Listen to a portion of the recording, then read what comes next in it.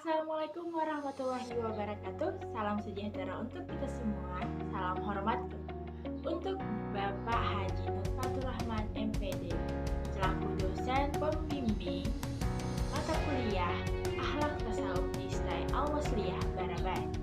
Saya Siti Anjeli sebagai moderator kelompok 2 yang beranggotakan Muhammad Halibinur, Muhammad Jamaluddin, M. Yusuf, Putri Alicia Damayanti, Rabiatul Adewiyah, Saidatul Jannah, saya sendiri Siti Anjeli, kemudian Pena Angelia dan Yana Nuradina.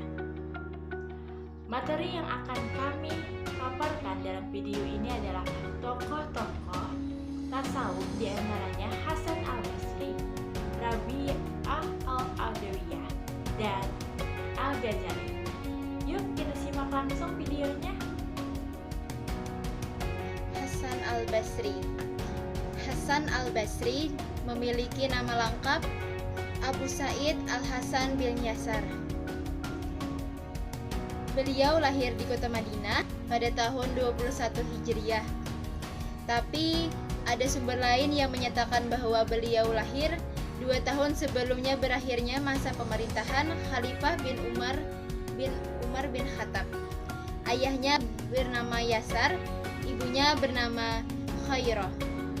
Beliau lahir pada malam Jumat di awal bulan Rajab tahun 110 Hijriah pada usianya pada ke-80 tahun. Tentang pemikiran Hasan Al-Basri. Hasan Al-Basri merupakan seorang sufi angkatan tabi'in. Dia merupakan orang yang sangat takwa, wara dan zuhud. Wara dan zuhud ini pengertiannya hampir sama, yang mana menuju pada orang-orang yang meninggalkan segala kemudaratan dan sesuatu yang tidak bermanfaat demi akhiratnya. Ajaran beliau ini berdasarkan Al-Quran dan Sunnah Nabi. Untuk itu beliau termasuk dari tasawuf Sunni.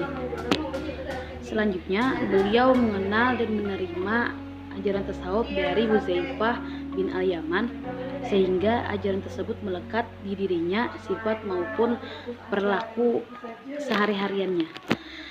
Selanjutnya beliau bisa membawa kaum muslimin di garis agama, serta kemudian muncullah kehidupan sufistik.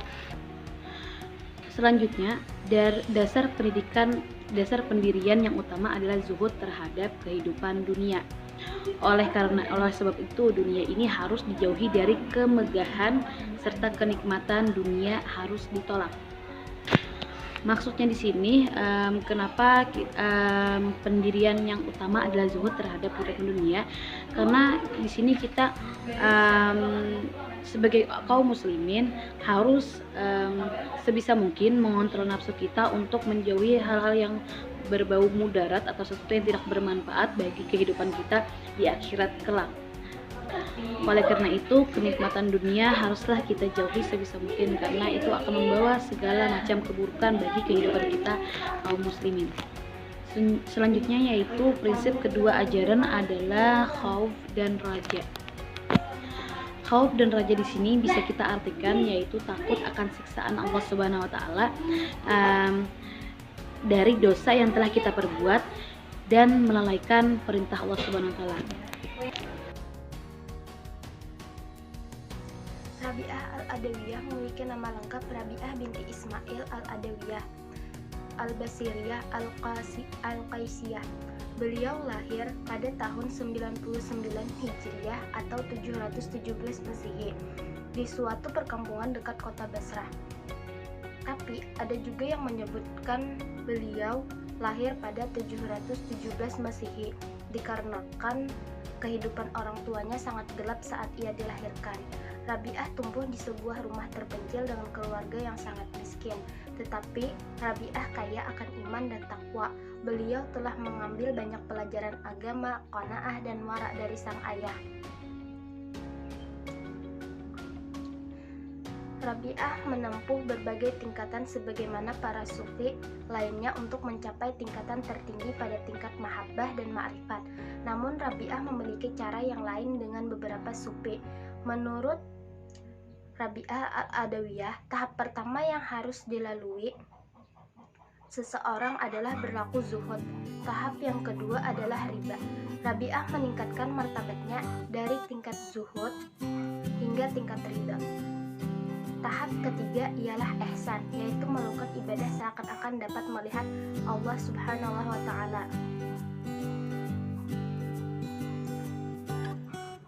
Ia sangat gemar membaca Al-Quran dengan khusyuk dan menghafalnya, serta memahami maknanya dengan penuh iman yang mendalam.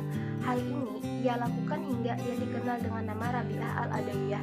Rabi'ah Al-Adawiyah adalah seorang sufi wanita yang pertama kali mengenalkan konsep mahabbah dalam bidang tasawuf. Rabi'ah Al-Adawiyah wafat di kota Basrah pada tahun 180 Hijriah atau 801 Masehi. Pemikiran Rabi'ah Al-Adawiyah. Rabi'ah menempuh berbagai tingkatan sebagaimana para sufi lainnya untuk mencapai tingkatan tertinggi pada tingkat mahabbah dan ma'rifat. Tahap pertama, juhud. Tahap kedua, ridha. Tahap ketiga, ihsan. Ihsan menurut Rabi'ah Al-Adawiyah ada dua macam, yaitu 1. Cinta karena dorongan hati belaka. 2. Cinta yang didorong karena handal membesarkan dan mengagungkan. Inilah jalan sufi yang ditempuh Rabi'ah Al-Adawiyah yang selalu berusaha mewujudkan ide tasawuf berupa konsep mahabbah ilahiyah. Al-Ghazali.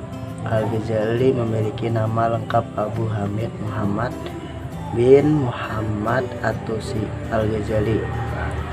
Beliau adalah seorang pemikir Islam sepanjang sejarah Islam, teolog, filosof, dan sufi.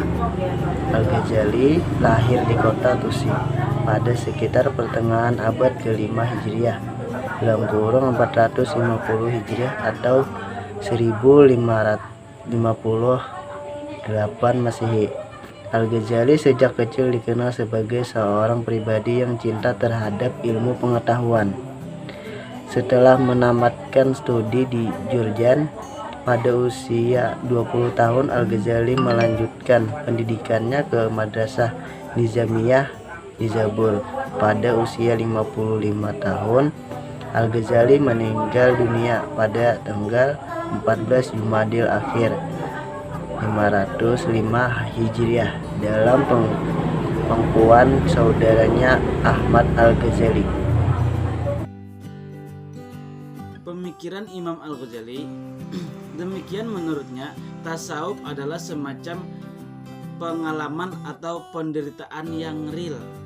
Adapun para sufi adalah panduan ilmu dengan amal, sementara sebagai buahnya adalah moralitas. Menurut Imam Al-Ghazali, sikap tawakal lahir dari keyakinan yang teguh dan kemahakuasaan Allah. Kemudian makrifat yaitu mengetahui peraturan-peraturan tentang segala yang ada. Tujuan pengetahuan menurut Imam Al-Ghazali adalah moral yang luhur, cinta kepada Allah, fana di dalamnya, dan kebahagiaan. Setelah mendengar beberapa penjelasan dari teman-teman kita tadi, dapat disimpulkan bahwa Hasan al-Basri adalah seorang yang takwa, wara, dan zuhud sebagaimana dasar pemikirannya zuhud, khauf, dan raja. Rabi'ah Al-Adawiyah menempuh berbagai tingkatan sebagaimana para sufi lainnya untuk mencapai tingkatan tertinggi pada tingkat mahabbah dan ma'rifat dari zuhud, ridha, dan ihsan. Al-Ghazali menurutnya, jalan para sufi adalah paduan ilmu dengan amal, sementara sebagai buahnya adalah moralitas. Beliau juga terkenal dengan tawakalnya, hal ini untuk cinta kepada Allah Subhanahu wa Ta'ala. Itulah pemaparan dan simpulan yang dapat kami sampaikan tentang tokoh-tokoh tasawuf dan pemikirannya Hasan al-Basri, Rabi'ah Al-Adawiyah, dan Al-Ghazali. Semoga teman-teman dapat memahaminya ya. Terima kasih atas perhatiannya. Assalamualaikum warahmatullahi wabarakatuh.